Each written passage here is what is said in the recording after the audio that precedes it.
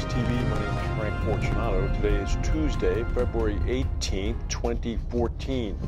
There was a pretty strong earthquake in the Caribbean this morning before dawn. It was a 6.5 earthquake. It struck about 160 miles northeast of the island of Barbados. There were no reports of any damage, injuries, or tsunami, but everybody on the island felt it, and it was also felt as far away as Martinique.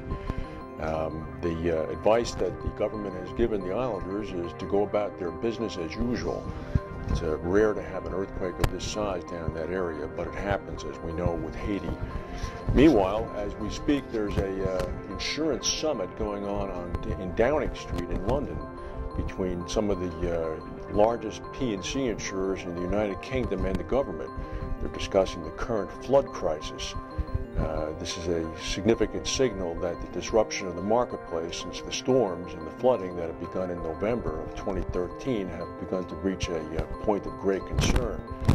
One of the interesting issues that's being reported by the Insurance Insider, and we did report this in the run-up to the January 1st renewals, is that one broker in particular, Aon, was urging an expansion of the so-called hours clauses.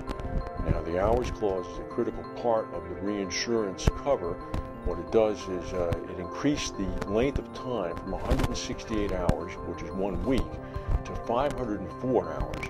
Now, this is the period that's specified under which an insurer can aggregate all of its own claims for the purpose of making claims against the reinsurer on a treaty. Obviously, the longer the hours period is, the greater the number of days in which claims can be aggregated to make a bigger claim to present against the reinsurer. You recall the pressure that Aon put on a number of reinsurers. Several of them told them no, they would not participate. However, a number of others did. RSA was one of the main commercial carriers in the UK that renewed on January 1st. So they did get the benefit of the expanded hours clause up to 504.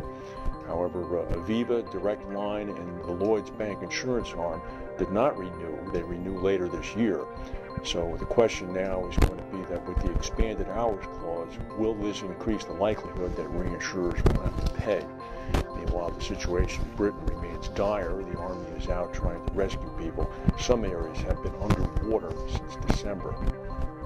In Bangkok, Thailand today, the army has moved in and arrested about 100 anti-government protesters. The government has indicated that they're going to take back 5 government-held buildings that the protesters have been holding for weeks.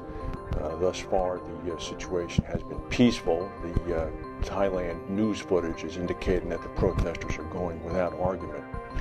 Meanwhile, in Japan, the large mutual insurer Zenkyoren, which goes by the nickname Zenk, has told insurers that it's going to be looking to buy new reinsurance limit in excess of its $6.8 billion CAT treaty.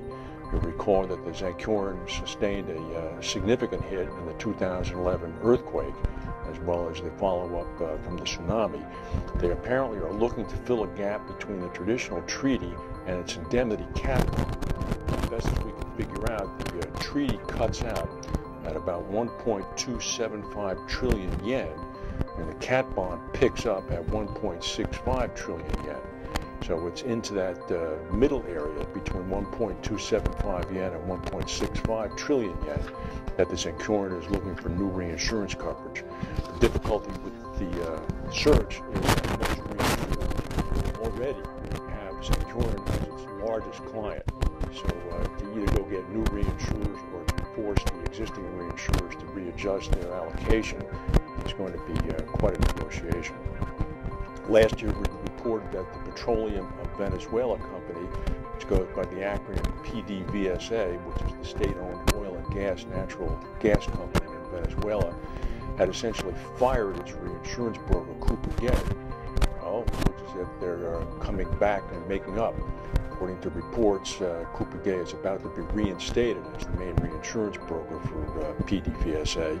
Sources have said that Cooper Gay has pushed for changes in the way that the relationship is handled, including the personnel at the Venezuelan company who liaise with Cooper Gay. With annual premiums of about $100 million and significant attached fee income, Venezuelan account was Coopergate's biggest account until ties were cut. The interesting aspect is that apparently for a period of time at the end of 2013, PDVSA went without any reinsurance coverage. So they stayed on the company and get away with that. In the United States, here in New Jersey, Selective Insurance, which is a very conservatively managed company, has added $100 million of reinsurance cover to the top of its 2014 program. The firm said that about 30% of this limit was written on a collateralized basis. That's something. This is something that 3 or 4 years ago would have been unthinkable. Meanwhile, in South Korea, in the town of Gwangju, a roof collapsed because of heavy snow at a resort, killing 10 people. Apparently, in the southeastern coastal city, the building was a structure that was being used by a university to welcome incoming students. 9 of the dead are believed to have been students.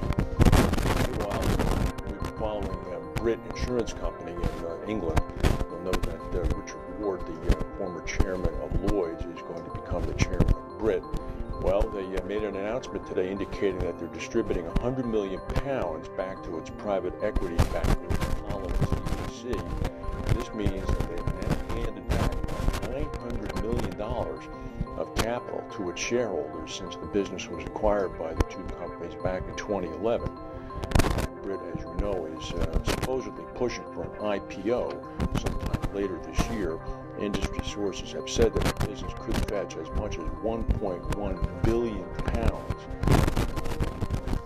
billion US. It's a pretty good time to be handing back money in the run-up to the IPO.